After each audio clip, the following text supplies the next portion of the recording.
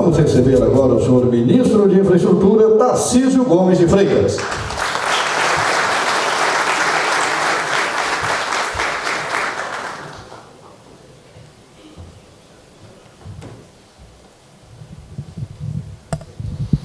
Meu bom dia a todos.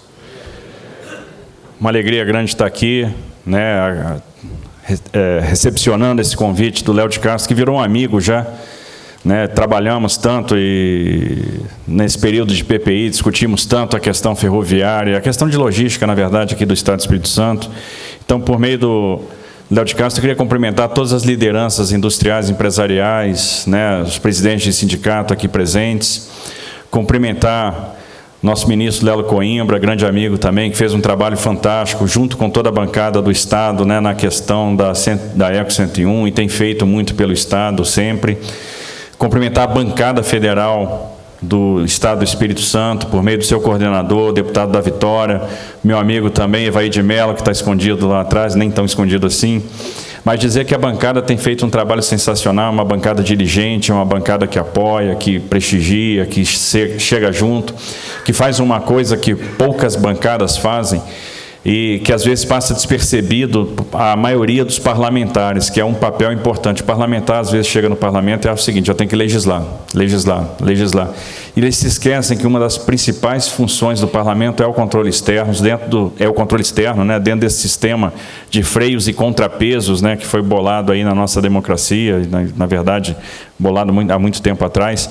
E a bancada do Espírito Santo efetivamente exerce esse papel de controle externo, mas no final das contas sempre de uma maneira também propositiva, sempre de uma maneira colaborativa, criando condições, soluções, ajudando e trabalhando em conjunto com o Executivo. Então a gente tem uma interação executivo-legislativo muito interessante com a bancada do Espírito Santo. Eu quero aqui render a minha homenagem. E dizer o seguinte, como eu falei, é uma alegria muito grande estar aqui. Eu aproveito todas as oportunidades que eu tenho para fazer um papel que eu acho que me cabe, que é o papel de evangelista. Eu estou aqui para pregar o Evangelho, e o evangelista, ele leva a boa nova. E eu estou aqui para pregar a boa nova. Eu já ouvi o Léo de Castro falando coisas muito interessantes, ouvi o Tiago aqui falando coisas muito interessantes. Por meio do Tiago, queria que o Tiago cumprimentar todos os secretários do Estado e o nosso governador, Renato Casagrande, que tem sido também um grande parceiro de primeira hora, tem nos ajudado muito. Parceria também do governo do Estado com o governo federal está muito interessante, eu acho que a gente vai fazer muita coisa junto. Mas estou aqui para pregar o Evangelho e para exorcizar. Eu sou evangelista e exorcista. E eu estou aqui para exorcizar os maus espíritos. Estou aqui para exorcizar o espírito do pessimismo. Show pessimismo, vai embora pessimismo. Porque não há razão para ter pessimismo. Não há razão nenhuma para ter pessimismo. E a questão é, o Brasil vai voltar a crescer? Vai, não tem como não voltar a crescer. Não há a menor possibilidade disso acontecer. E às vezes a gente não percebe as coisas que estão à nossa volta, né? A mídia gosta de falar de cadeirinha, mas se esquece que nós vamos fazer o maior leilão de óleo e gás da história do Brasil, que é o leilão da Seção Onerosa, do excedente da Seção Onerosa, 106 bi de bônus de assinatura. Mais de 1 tri de investimento ao longo do período de concessão, para ser mais exato, 1,4 tri é o estimado. E mexer com uma cadeia de óleo e gás que acaba impactando ou estimulando investimentos em todas as outras cadeias. A cadeia do óleo e gás é uma cadeia poderosa. Isso vai mexer com a indústria naval, com o apoio marítimo, vai mexer com a indústria de gás. 1,4 tri de investimento, 106 bônus de assinatura agora, dinheiro que vai ser repartido entre União, estados e municípios. E o leilão é em outubro. Há 2 anos e pouco atrás, 3 anos atrás, na verdade, quando houve a transição de governo da Dilma para o Temer, o Brasil estava vindo de 8 trimestres seguidos de queda de PIB. Então a gente teve uma retração de PIB per capita da ordem de 9%, a demanda doméstica encolheu mais de 12%, e havia necessidade de dar uma resposta ou de pensar em alguma coisa que atingisse em cheio ou que pudesse promover a geração de emprego e responder um dos nossos grandes desafios econômicos, que é o desafio da recuperação da produtividade. Nós precisamos da produtividade para a nossa economia. E uma das alavancas para a produtividade é justamente o investimento em infraestrutura. E nós precisávamos, então, investir em infraestrutura, botar projetos de pé. E é impossível fazer isso dentro do cenário de restrição fiscal que nós temos. Então, se buscou a parceria com o investidor privado. Se criou um programa, que é o Programa de Parceria de Investimento, que tem uma governança muito interessante, porque os projetos que são priorizados passam por um conselho, esse conselho é presidido pelo próprio presidente da República, e se montou uma carteira de projetos. E essa carteira começou, então, a tomar corpo. Para ser mais exato, Léo, nós fechamos o ano de 2018 com 124 leilões de concessão realizados. Isso em 2 anos e pouco. E o mais interessante é o seguinte, nós assinamos contratos, mas os investimentos começam agora. Nós temos aí mais de 80, nós temos entre 60 e 70 bi de linhas de transmissão já contratadas. E o concessionário precisa entregar essas linhas de transmissão num prazo de 36 meses a 60 meses. Então, a gente tem de 3 a 5 anos para entregar as linhas de transmissão operando. E só assina e vai receber a remuneração, porque ele só começa a receber receita anual permitida quando a linha de transmissão está pronta. Então, é investimento que vai começar a acontecer agora. Foram vários leilões de óleo e gás. Nós fizemos 4 leilões de regime de partilha e desde 2013 não se fazia um leilão de petróleo no Brasil.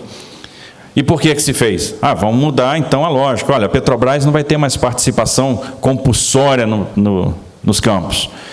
Ela vai exercer um direito de preferência, o que é muito bom, porque dá uma sinalização para o mercado externo, para o investidor estrangeiro. O investidor estrangeiro, olha, tem aquele cara que quer participar com a Petrobras, onde a Petrobras entrou, ele entra junto, ele se consorcia, e aquele que não quer participar com a Petrobras de jeito nenhum. Ele sabe onde a Petrobras exerceu preferência e ele procura já o outro campo. Flexibilizamos a política de conteúdo local e estendemos o regime do repetro. Ok, conseguimos trazer investidores estrangeiros para o óleo e gás. E está cheio de gente nos procurando todos os dias, olha, procurando lá o ministro Bento.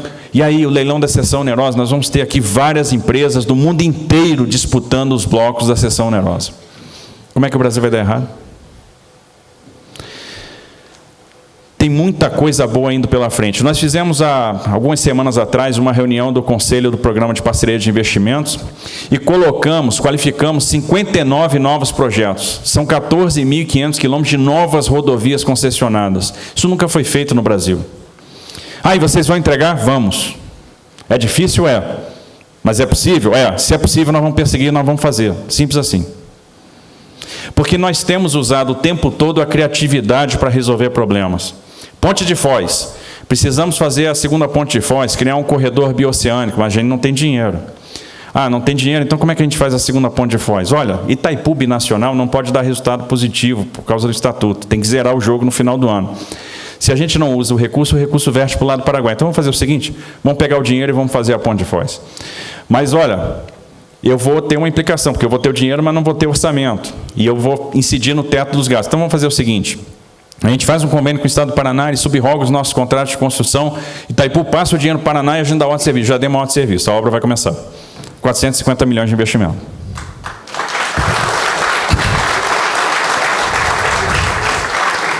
Há tempos atrás, a gente viu o seguinte, as concessionárias de ferrovia nos procuraram e disseram, olha, eu tenho interesse em prorrogar meus contratos de concessão, aqueles contratos que foram feitos lá na década de 90.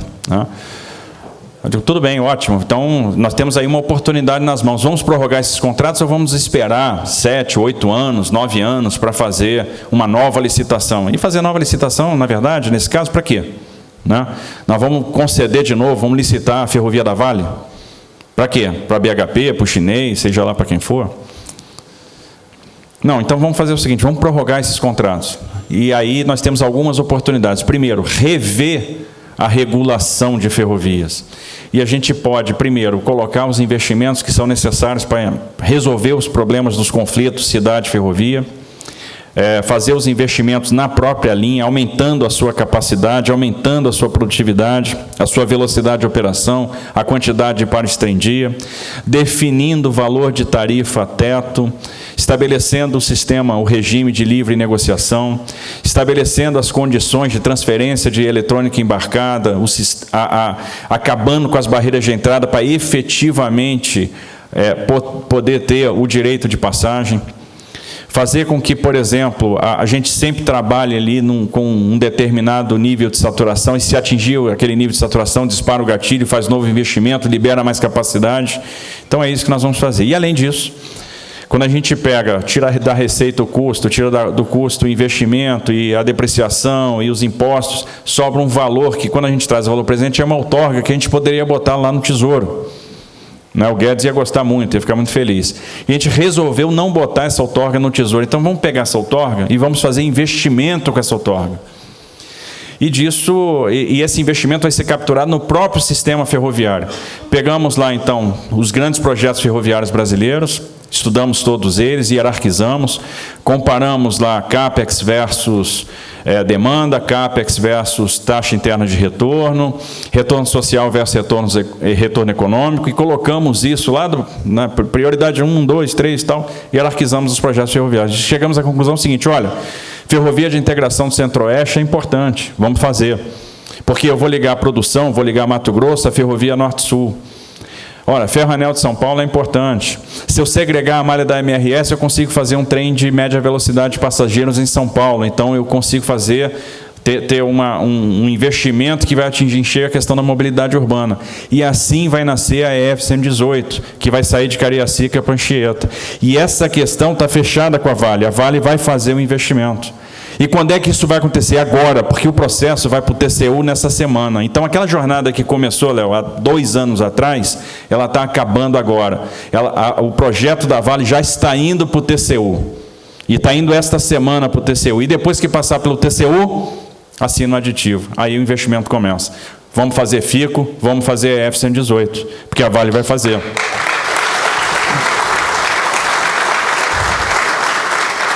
E com certeza, a gente tinha que aproveitar a capacidade ociosa lá do Porto de Anchieta, lá em Umbu, né? Tem pelotizadora, tem o porto que sofreu com a questão da Samarco. Então a ferrovia vai dar um novo sentido para aquilo. E novos investimentos eu tenho certeza que virão para a região.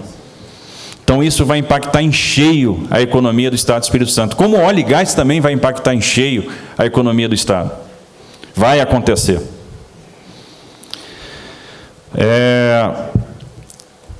Então, no campo ferroviário, nós fizemos um leilão de ferrovia Norte-Sul, um leilão muito bem sucedido, né? Tivemos aí uma grande resposta, 100% de ágio, e vamos botar a ferrovia operando de Itaqui até Santos em 1 ano e meio, com 3 bi de investimentos que vão acontecer nesse 1 ano e meio, investimento na sinalização, na segurança, na conclusão de obras, na aquisição de frota. Esse ano ainda a gente faz, no final do ano, a concessão da ferrovia de integração Oeste-Leste, de Caetité, na Bahia, até Ilhéus. Estamos trabalhando para fazer a concessão da Ferrogrão, ou, de repente, até trabalhar num outro sistema, num outro regime, que é o de autorização. Então, a gente está trabalhando no Congresso, e tem um PL lá no Senado, um projeto de lei, que traz o regime de autorização para a nossa realidade, para as nossas ferrovias, que é o 261 de 2018. A gente está trabalhando muito lá na Comissão de Infraestrutura para isso virar realidade, que é uma coisa que a gente precisa. Observem, tem coisas que não fazem sentido. Quero fazer a Ferrogrão. O governo não pensou na Ferrogrão. Quem pensou na Ferrogrão foi a iniciativa privada. A iniciativa privada chegou e disse: olha, eu quero aproveitar o potencial que o Mato Grosso tem e fazer uma ferrovia que vai ligar o Mato Grosso até o Pará. E são 13 bi de investimento. Então, ele está disposto a tomar esse risco. E por que ele vai tomar esse risco? Porque eu tenho um estado que está produzindo 62 milhões de toneladas, planta em 9 milhões de hectares, tem 14 milhões de hectares de área disponível, que pode chegar aos 100 milhões, 120 milhões de toneladas em 2025, ou seja, vai ter demanda. E aí eu chego para esse cara, para esse empresário, e digo o seguinte: olha, você vai ter que submeter o seu projeto ao Tribunal de Contas. Mas o projeto o investimento é todo privado. Não, mas vai ter que passar pelo Tribunal de Contas. E mais, depois que você fizer a ferrovia, depois de um tempo, quando você amortizar o seu capital, devolve o ativo para mim, porque o bem é reversível. Isso não faz o menor sentido. Então, quando a gente traz o sistema de autorização para o nosso marco jurídico, eu acabo com isso, porque o investidor ganha 2 coisas, aquele que toma o risco: a perpetuidade e a liberdade de tarifa. O bem é dele. Eu quero ligar a AB, vá em paz e que o Senhor o acompanhe. E eu vou simplesmente dar autorização para ele fazer a ferrovia. E isso é importante, porque nós vamos poder desconectar vários trechos que hoje são antieconômicos, na perspectiva de um determinado player, e passar isso para outro player que tem interesse em fazer aquela ligação ferroviária. ele tomando o risco de engenharia, ele aproveitando, por exemplo, o potencial imobiliário que existe na faixa de domínio daquele equipamento. Então, isso é uma pequena revolução que está se desenhando. Então, nas ferrovias, nós vamos fazer novas concessões, nós vamos prorrogar as concessões existentes, essas concessões existentes vão trazer novos investimentos ferroviários, então a F-118 nasce aí, a FICO nasce aí, e nós vamos trabalhar para mudar o regime jurídico e trazer as autorizações para as nossas ferrovias. Estamos bolando uma saída, por exemplo, para retomar a obra da Transnordestina, para não deixar aquilo virar um elefante branco. Na área de rodovias, bom, nós estamos, esse momento aqui que a gente está conversando, tem uma equipe lá trabalhando, fazendo pavimento. E eu disse, olha, nós vamos acabar a pavimentação da 163 Pará até o final do ano, né, ligando Sinop a Miritituba. E aí o pessoal disse, nunca foi feito, sempre prometeram. Bom, já fizemos 10 quilômetros. Só faltam 40 agora, faltavam 50 no início do ano. E o verão amazônico começou agora que parou de chover. E ela já vai para a concessão, porque o estudo dela já está pronto. Eu disse no início do ano, nós vamos fazer 23 leilões de concessão até abril. E nós fizemos 23 leilões de concessão. Concedemos 12 aeroportos, 10 terminais portuários e a Ferrovia Norte-Sul. Já tenho 3 editais de novos arrendamentos portuários publicados com leilão em agosto e o leilão de uma rodovia que vai ser em setembro. A rodovia já tem 5 players consultando advisors para participar do leilão, então vai ser sucesso. Tudo que a gente está fazendo está tendo sucesso. Os aeroportos foi sucesso. A Zurich aqui ganhou o aeroporto de Vitória. E foi muito legal. E ela vai fazer um grande trabalho, Vitória e Macaé. E eles já estão pensando no movimento que nós teremos nessa região, inclusive em função do Aligás. E nós vamos pegar o dinheiro do Fundo Nacional de Aviação Civil e vamos trabalhar junto com as prefeituras e com o governo do estado para investir no aeroporto de Cachoeira de Itapemirim e para investir no aeroporto de Linhares. Porque faz sentido, isso aí vai conectar com o aeroporto de Vitória. E a aviação nacional vai crescer. Por que vai crescer? Bom, o Congresso acabou de aprovar a MP 863, que abriu capital estrangeiro para as companhias de aviação. E aí todo mundo diz o seguinte, olha, a articulação política do governo é ruim, as coisas não funcionam, e aí vem o pessimismo. Vem o pessimismo. O pessimismo tem que ser exorcizado. Sabe há quanto tempo se buscava abrir capital para as companhias de aviação? Há 15 anos. E saiu agora. Este Congresso aprovou.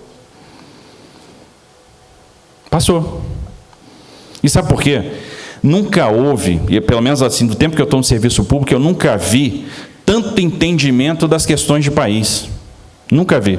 Então, eu nunca vi tanta gente disposta a colaborar com o Brasil, disposta a fazer pelo país. Então, os caras brigam, não sei o quê, a articulação do governo é ruim, xinga o presidente, tal. Mas, no final das contas, está todo mundo, nós temos que fazer isso aqui. E as coisas estão acontecendo. Semana passada, passou no Senado a Lei das Agências. Estava lá um tempão cozinhando também. Passou. E é importante porque isso dá uma sinalização de compromisso do governo com a regulação. Então, isso na percepção do investidor estrangeiro, sobretudo, afasta o risco regulatório, que é um risco difícil de mensurar. É um risco econômico não diversificável, que a gente não sabe exatamente onde ele está, ele é fluido. Mas a sinalização da lei das agências mostra o seguinte, compromisso com a regulação, compromisso com a estabilidade dos contratos. Então, é uma forma de mitigar risco regulatório. Isso é muito importante. Ela dá uma sinalização, por exemplo, com relação à escolha de dirigentes para as agências. E aí eu tenho que fazer uma homenagem ao presidente Bolsonaro, que está apanhando, mas teve uma coragem, uma coragem extraordinária, nomeou ministros técnicos.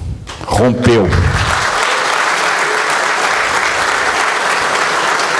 E nos deu a liberdade de montar equipes técnicas. Então, eu tenho camisas 10 em cada área que eu estou trabalhando lá. Eu pude montar, eu peguei um secretário especializado em aviação civil e botei na aviação civil. Peguei um cara que entende tudo do setor portuário e botei na Secretaria Nacional de Portos. Botei uma pessoa de estruturação de projetos na Secretaria de Fomento. Só técnico, só tem técnico. A diretoria do DENIT é técnica. A diretoria da Valec é técnica. Isso faz toda a diferença. Isso tem um preço político? Claro que tem. É um rompimento muito forte. E ele teve a coragem de fazer esse rompimento. Eu não seria ministro se o presidente fosse outro. Eu não tenho partido.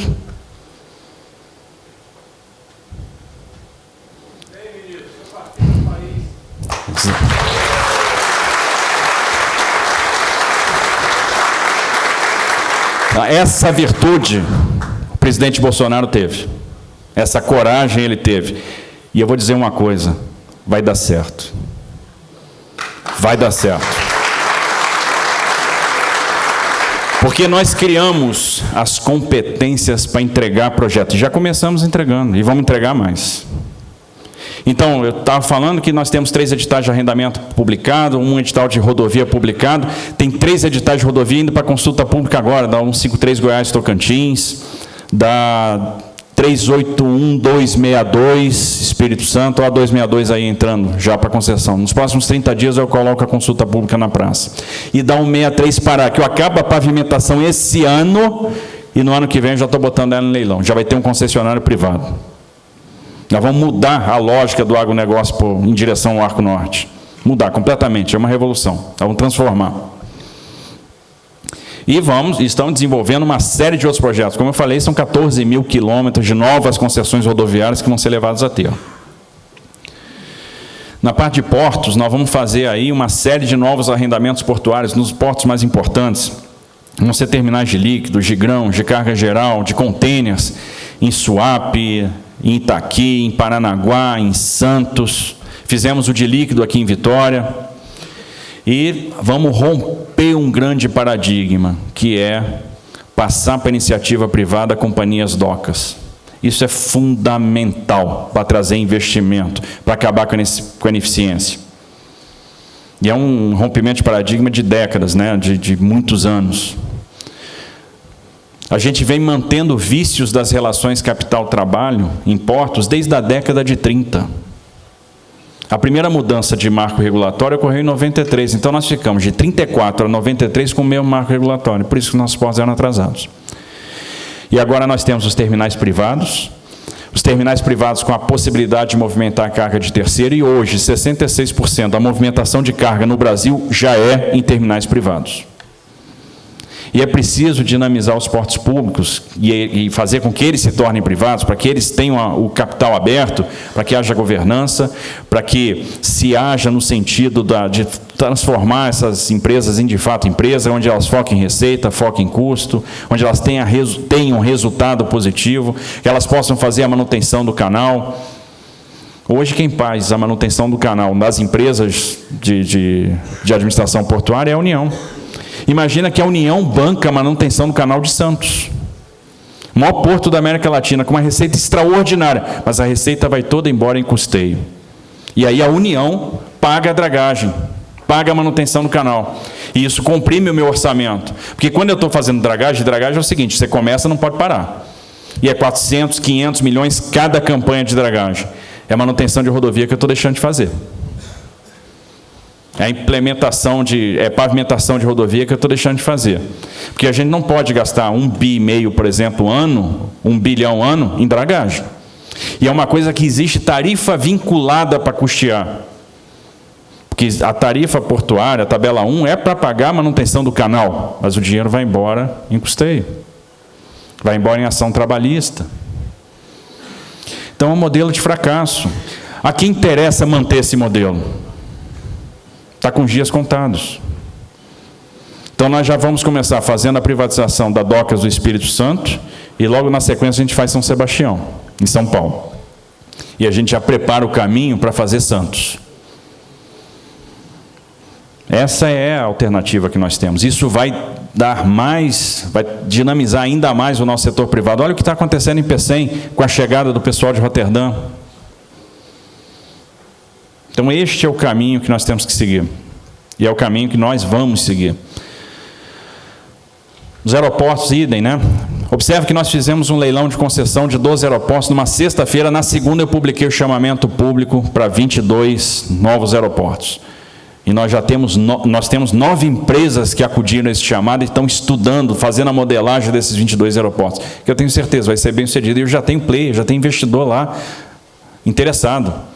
Já tem leilão de concessão que a gente nem lançou e já tem investidor lá chegando, olha, eu quero fazer, pô, quando é que você vai botar na rua? Já tem leilão que tem mais de um investidor. A gente tem conversado com investidor estrangeiro todos os dias e eles vão vir para cá. Então o capital vai entrar. Por isso que eu estou otimista, eu não tenho razão para não estar. E eles conversam com a gente, né, e colocam as suas preocupações. Existem alguns riscos que a gente tem que mitigar e eles estão sendo mitigados. E o principal risco que é colocado é o risco da insolvência. É o medo do Brasil ser insolvente. E nós vamos mitigar esse risco. O que está todo mundo esperando e vai ser a grande alavanca? Reforma da Previdência. Está todo mundo esperando a reforma da Previdência. O investidor estrangeiro está ali, armado igual um potó, doido para botar dinheiro no Brasil, esperando a reforma. Quando a reforma passar, o investimento estrangeiro direto, que já cresceu 28%. Porque todo mundo fala, o Brasil encolheu 0,2%. A economia está andando de lá, tá. Mas o investimento estrangeiro direto cresceu. E vai crescer mais. E quando a reforma da Previdência passar, vai explodir.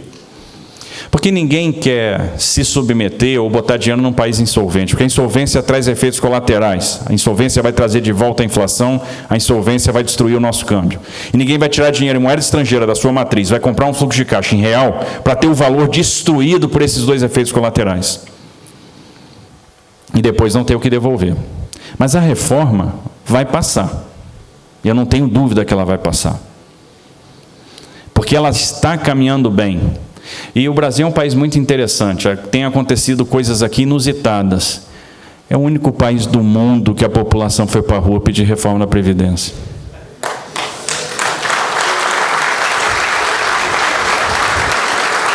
Porque não é privilégio nosso, vários países já se submeteram à reforma.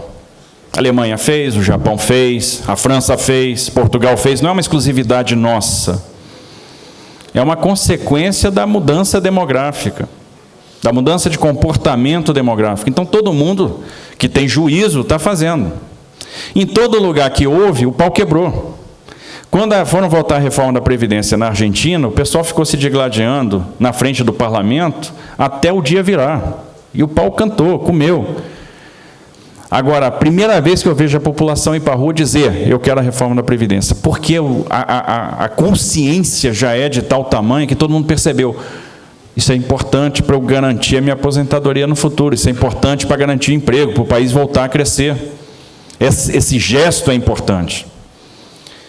E é óbvio que o Brasil não vai ficar sentado na reforma. Fizemos uma reforma, acabou. Não. Não é só isso que vai trazer o crescimento. Então, pouca gente tem percebido algumas medidas microeconômicas que estão chegando ao Congresso para eliminar a burocracia, para destravar, para facilitar a abertura de empresa. Essas coisas vão se somar. Na área de infraestrutura, tem uma agenda enorme para a gente tratar.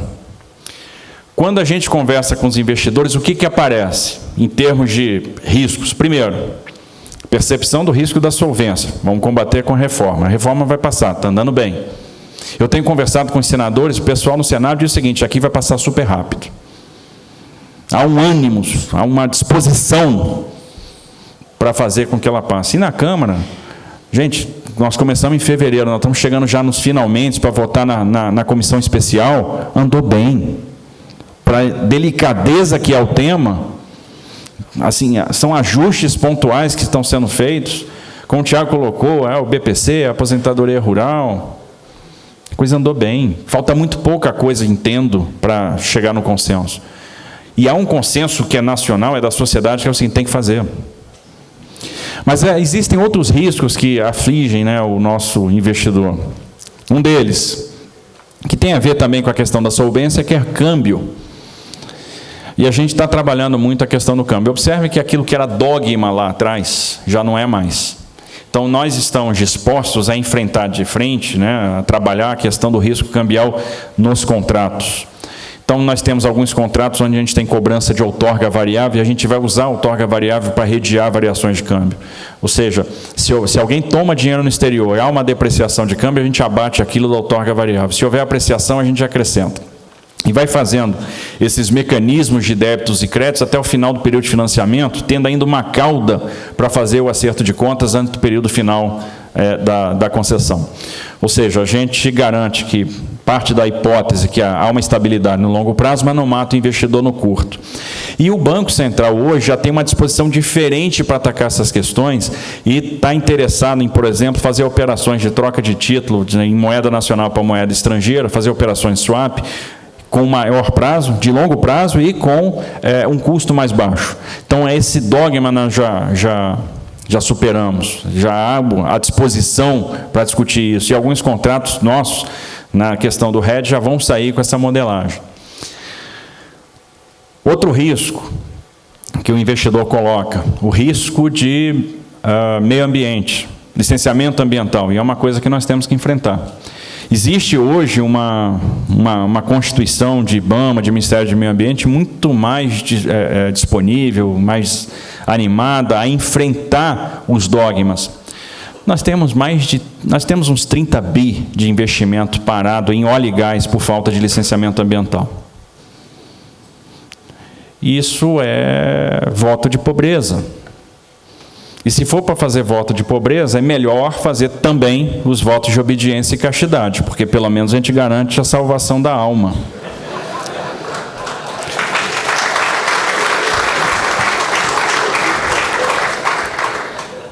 Nós estamos sentados numa riqueza enorme, que são várias bacias sedimentares que não tem um poço sequer. O Brasil tem 30 mil poços de petróleo, a Argentina tem 60 mil. E os americanos perfuram 60 mil ano, porque os caras perceberam que isso tem data para acabar. Acabar o óleo? Não, acabar o valor. Porque a idade da pedra acabou, não foi por falta de pedra. A idade do óleo vai acabar, não vai ser por falta de óleo. Vai ser por falta de demanda. Então é importante a gente aproveitar essa riqueza que nós temos agora, porque o petróleo só gera riqueza, um poço só gera riqueza quando ele está em desenvolvimento, aí é que ele vai gerar tributo e vai gerar royalty. Olha a riqueza que existe no Amapá, na Foz do Amazonas. A Guiana do lado está explorando petróleo, e nós não. E o Amapá não tem recurso, poderia estar ganhando royalty para caramba. Eles poderiam virar sheiks do petróleo lá, mas não estão. Tem muito investimento lá para acontecer e parado por falta de licenciamento. O licenciamento deixou de ser técnico. O licenciamento hoje é ideológico. Eu não quero porque tem fontes de energia mais limpas, então eu não admito exploração de petróleo. E aí eu rejeito o estudo, rejeito o estudo, rejeito o estudo. É muito fácil rejeitar estudo. Olha a reserva de Soretama.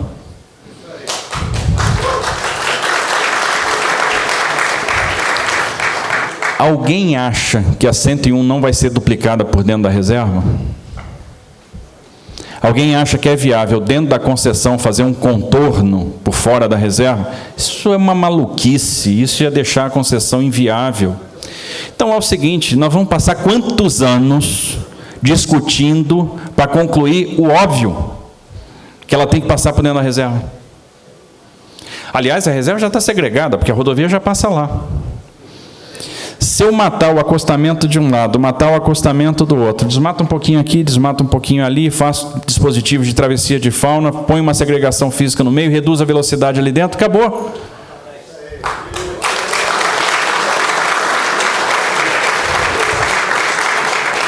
Quanto estudo nós vamos ter que fazer e gastar grana com consultoria, que é jogar dinheiro no incinerador, né? A gente, na questão do meio ambiente, a gente fica jogando dinheiro no incinerador. Como se a gente tivesse dinheiro para fazer isso. Se o Brasil fosse rico. E perdendo tempo.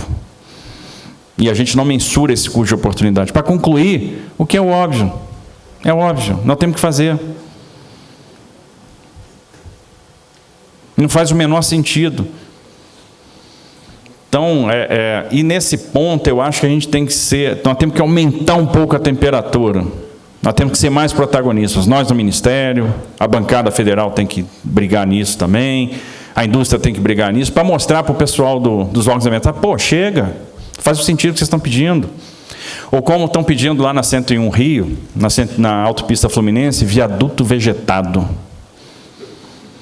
Que é um viaduto de concreto de 20 metros de largura para travessia de fauna. Que fauna? Símios. Que é o que nós temos lá. Aí eles importam um dispositivo que foi criado no exterior para animais de grande porte que se deslocam em manada. Por isso que surgiu os viadutos vegetados lá fora. Só que isso tem custo. E aí a teoria do dinheiro não é meu. Bota aí qualquer coisa. E a gente fica estudando. Pô, já gastamos 111 milhões de reais no estudo da 319 e nós não temos uma licença.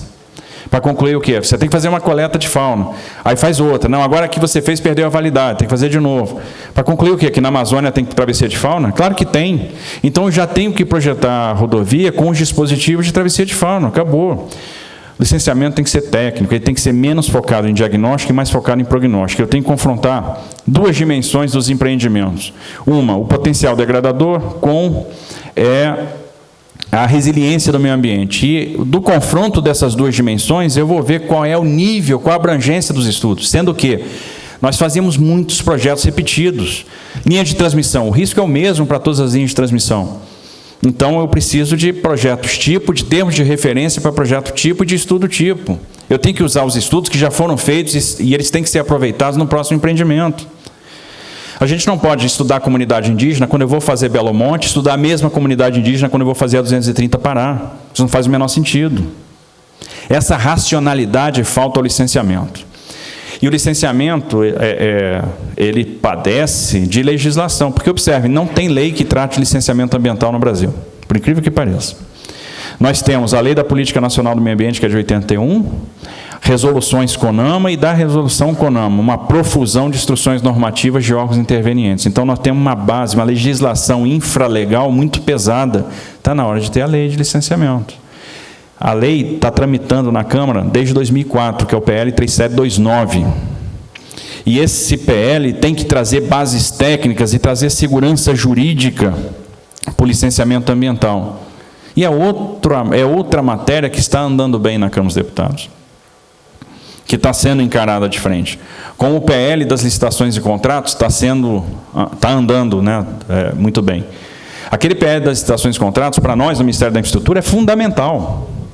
Porque ali tem coisas muito interessantes, modernas, que vão me ajudar muito no enfrentamento das minhas questões diárias. Que é o 1292 de 95. Que está pronto para a pauta. Assim, não votou por detalhe, eu acho que na semana passada.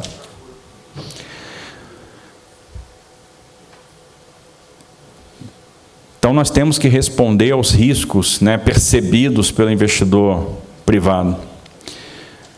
O risco de meio ambiente é um risco importante. Outro risco que nós temos nas nossas concessões, desapropriações e desocupações. A lógica do direito à propriedade, ela já mudou. Então, hoje em dia, quando eu tenho uma ocupação, não simplesmente entro com uma ação de reintegração de posse e tiro todo mundo. O conceito de propriedade, infelizmente, eu acho, foi relativizado. A gente beneficia o invasor. O invasor tem um tratamento VIP, porque quando você vai tirar o invasor de uma área que ele não podia estar lá, o cara não tem o título de propriedade, eu tenho que dar uma escritura para o cara. E ele ainda escolhe onde quer. Não, esse lugar aqui é muito afastado do centro, não quero morar, não. Outra coisa, Zezinho vai ser meu vizinho? Não quero. Eu quero ser vizinho do Joãozinho. Zezinho não me interessa. E aí entra o Ministério Público Federal, entra a Defensoria Pública Federal e ninguém coordena esses atores. Fica uma confusão. Agora, nós estamos trabalhando com uma legislação de desapropriação que é da década de 40, que é um decreto-lei de 1941 que rege o tema. E isso é impedância nos nossos contratos. Isso nos leva à perda de tempo também. Então, observe que a agenda de infraestrutura, ela casa também com uma agenda legislativa. E essa agenda legislativa melhora a percepção de segurança jurídica. Outro dia eu fui no Senado discutir um projeto de lei do senador Esperidião Amin, que dá isenção de pedágio para munícipes. Bom, se passa, a gente destrói as concessões no Brasil, porque a gente acaba com a concessão da Ponte Rio-Niterói, a gente acaba com a Nova Dutra, que é uma caixa registradora, uma máquina de gerar valor. E nós vamos licitar a Nova Dutra de novo, porque o contrato vence em 2021, ano que vem. Tem mais de 80 projetos na Câmara dos Deputados que tratam de isenção de tarifa em pedágio. Tem isenção para munícipe, isenção para motociclista, isenção para autoridades, para membros do MP, para policiais, para taxistas, e tem até isenção para caminhoneiro. Ou seja, a gente traz o risco político para dentro dos contratos. E a gente altera o contrato por meio de lei. Então, a segurança jurídica está muito relacionada à dificuldade de mudar a regra do jogo. A estabilidade da norma, a estabilidade do contrato. E é fundamental que a gente preveja essa estabilidade do contrato. No caso do projeto Espírito a gente resolveu, nós vamos transformar o projeto, que era para dar isenção no município, num projeto que vai criar as condições para a gente trabalhar com o free flow. E isso dá justiça tarifária, porque eu começo a ter o pagamento por quilômetro rodado, todo mundo... Hoje, só 10% dos usuários pagam pedágio da Nova Dutra. Por quê? Porque a maioria do tráfego é entre praças. São vários municípios, a área é conurbada, então a gente vai, por meio desse... E aí algum ajuste de legislação nós vamos ter que fazer, e a gente consegue, então, trazer tecnologia da informação para os nossos contratos de concessão. Como nós trouxemos aqui, semana passada fizemos um ensaio do documento de transporte eletrônico aqui no Estado do Espírito Santo. Sensacional, estamos ligando. Vários documentos de transporte e fiscais num único documento. O cara passa no pórtico, eu capturo a placa dele, capturo a informação do tag, ele já tem todas as informações de transporte ali e fiscais, dispensando, por exemplo, a parada no posto fiscal. O caminhoneiro hoje perde 6 horas parado em posto fiscal. Quando ele passa, já faz a pesagem em movimento e já faz o agendamento portuário. Quando ele chega no porto, já abre a cancela e já sabe onde é que tem que parar para descarregar. E isso nós já estamos botando para funcionar aqui. Começamos pelo Espírito Santo esse teste.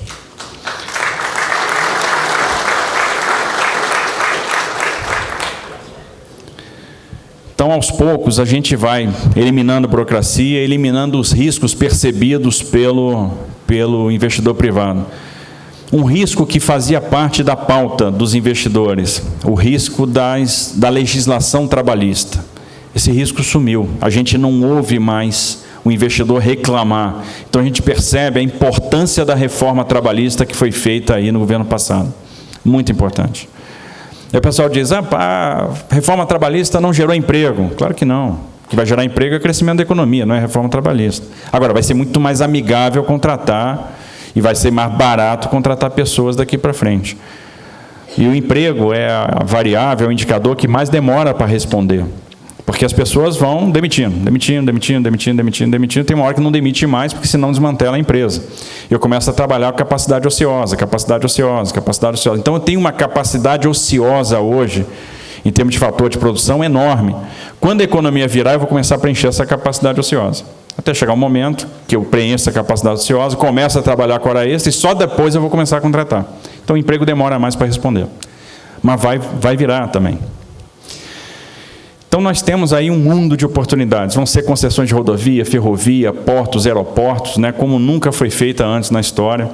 Nós vamos fazer 22 leilões de aeroportos no ano que vem. No dia seguinte, a gente lança a 7ª e última rodada e coloca mais 22 aeroportos para concessão, incluindo Congonhas e Santos Dumont. E no Espírito Santo, o que vai acontecer? Bom, nós estamos falando aí, então, da privatização da Codesa, que vai dinamizar a questão da exploração portuária. Começamos recentemente 2 obras importantes, o acesso ao porto de Capuaba e o contorno do Mestre Álvaro. O contorno do Mestre Álvaro na Serra é importantíssimo para o Estado, né? Importantíssimo para a BR-101, importantíssimo para o município da Serra. Então, começamos. No TCU, a gente está andando bem para liberar os 7 quilômetros da 262, para a gente fazer essa obra dos 7 quilômetros, e aí a 262 vai entrar na consulta pública. Então, daqui a pouco, essa consulta pública vai estar na praça, e nós vamos ter condições de discutir com a sociedade esses contratos. A ideia é fazer contratos sob novas premissas, porque a gente já viu o que deu errado lá atrás, e quando a ideologia substitui a aritmética, dá problema. Né, e foi o que aconteceu lá atrás. Vamos duplicar tudo em 5 anos. Não duplica. Porque no final, em 5, ele vai ter 3 para trabalhar. Ele vai gastar um ano e meio só para obter o financiamento. E depois para fazer os projetos de licenciamento ambiental. Então, eu tenho que carregar menos no início do contrato para depois ter um boom de investimento, de maneira que isso faça sentido. A gente tem que projetar, montar os contratos de maneira a ter o melhor arranjo possível que gere os incentivos, e é por isso que a gente vai começar a trabalhar, por exemplo, com tarifa dinâmica, são tarifas diferenciadas. Eu tenho uma tarifa para pista simples e uma outra para pista dupla. O cara começa a oferir o tarifa da pista dupla quando ele entrega a duplicação. Então, ele vai ter o estímulo de antecipar investimento, entregar a pista duplicada para passar a ter direito à tarifa maior. E os projetos têm que fazer sentido por si. Aí ele não pode ter subterfúgio. Preciso do juro subsidiado do BNDES. Não vai ter juro subsidiado do BNDES. Então, ele tem que ser precificado a mercado, ele tem que fazer sentido a mercado e remunerar a expectativa de risco que o investidor tem. Isso vai impulsionar o mercado de capitais no Brasil, que é um mercado tímido ainda, é um mercado que não é tão líquido quanto outros mercados de capitais aí que nós temos ao redor do mundo. A participação do brasileiro em bolsa, por exemplo, ainda é uma participação extremamente discreta. Nós vamos fazer modificações, por exemplo, na lei das debêntures para estender benefícios tributários a pessoas jurídicas e, inclusive, pessoas jurídicas estrangeiras. Vamos enfrentar de frente a questão da tributação sobre ganho de capital, que é uma outra coisa importante. Isso traz segurança jurídica também para o investidor, principalmente o estrangeiro, que para trazer capital para o Brasil, eles fazem verdadeiros arranjos financeiros, pega o dinheiro daqui, joga ali, passa no paraíso fiscal, vem para cá, não sei o quê. Então, é importante dar essa segurança jurídica.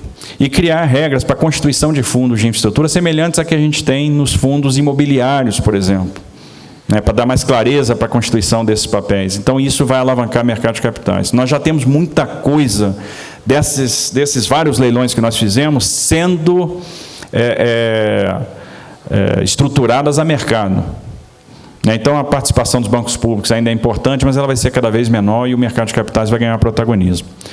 Bom, então nós vamos ter aí investimento no aeroporto de Linhares, investimento no aeroporto de Cachoeira de Itapemirim, privatização da Codesa, retomada da obra da 262, a obra do contorno do Mestre Álvaro, a obra do acesso ao Porto de Capuaba, a revisão quinquenal da 101 Espírito Santo, e aí nós vamos trabalhar para liberar trechos agora no norte do estado, no que diz respeito ao licenciamento.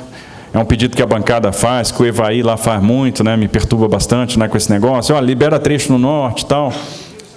É isso, que é possível, né, dividir a licença de instalação, criando frentes, né, que sejam possíveis. Até o final do ano a gente termina a duplicação de Viana até Guarapari, inauguramos agora no início do ano contorno de Conha, e aí sempre lembrando que a bancada teve uma participação fundamental nesse desenlace aí da concessão. A concessão realmente agora começa a andar, e com a revisão quinquenal a coisa vai ficar melhor. Então, ainda este ano, eu tenho certeza, a gente assina um contrato com a Vale, né, porque está indo agora no meio do ano para o TCU. Acho que a discussão no TCU com relação às prorrogações da Vale vai ser uma discussão tranquila, porque a Vale não tem passivo, tem operação de excelência, tem contrapartidas que são muito críveis e que despertam, né, chamam a nossa atenção. Então, a gente vai ter aí a assinatura, e isso marca o início da FICO e o início da EF-118. Então, tem muita coisa interessante acontecendo, que vai acontecer no Estado do Espírito Santo. E aí, ressaltar só, para terminar, já falei para caramba, e se deixar, eu falo igual o Fidel Castro, vou passar 3 horas falando. A atitude, a postura do setor empresarial, do setor industrial aqui do Espírito Santo, da Findes, sempre, desde o início, não é de hoje, é uma estrutura, é uma postura propositiva, sempre se buscou aqui o protagonismo, que é uma coisa que eu sempre me queixei, que era da falta de protagonismo da iniciativa privada. Esperar, por exemplo, o governo resolve. Governo, eu estou com esse problema, resolve aí para mim. Governo nenhum resolve problema, em lugar nenhum do mundo. Os governos todos, agem por provocação. Eles são provocados, eles são empurrados, e aí eles vão trabalhando, aí eles vão criando. Então, a participação da iniciativa privada, o protagonismo da iniciativa privada é fundamental para a gente virar o jogo. E isso a gente encontra aqui. Essa participação, esse protagonismo, esse compromisso com o país, que não é o compromisso simplesmente com o resultado. Não é só isso, é compromisso com o Brasil. E é a relação ganha-ganha. A empresa ganha, porque tem que ganhar. O acionista da empresa não é a Madre Teresa de Calcutá, a empresa não é ONG. Né? A empresa tem que ganhar e a sociedade ganha. Todo mundo ganha. E esse protagonismo tem que fazer essa diferença. Tem que fazer a diferença. E está acontecendo, então eu louvo aqui este movimento, eu louvo os nossos líderes empresariais aqui do Estado, porque tem tido essa postura de acompanhamento, de conversa, de proposição, tem sido protagonista, e nós temos que ser protagonistas dos nossos destinos. As forças vivas é que tem que liderar o Brasil, é quem gera PIB, é quem gera emprego, é quem gera renda. Vocês têm que ser os líderes, vocês têm que dar o tom. E durante muito tempo eu acho que a iniciativa privada foi muito acomodada, e de repente ela renasce. O protagonismo renasce, ela começa a dar o tom, ela empurra o Congresso, ela empurra o Executivo. Isso é fundamental. É fundamental para que a gente possa cumprir a nossa missão, para que a gente não seja parte da geração perdida, da geração que nada fez pelo país, que é a coisa que mais me angustia. É ver o tempo passar e perceber eventualmente que nós não estamos deixando legado, que nós estamos andando de lado indefinidamente. A gente tem obrigação de deixar legado, nós temos obrigação de fazer a diferença e de deixar algo diferente para as gerações que virão. E isso vai nascer com as forças vivas empurrando, isso vai nascer com protagonismo. Então, vamos dizer não para a geração que não vai fazer a diferença, que não vai deixar legado, e vamos dizer sim para a geração que vai transformar o Brasil. Obrigado.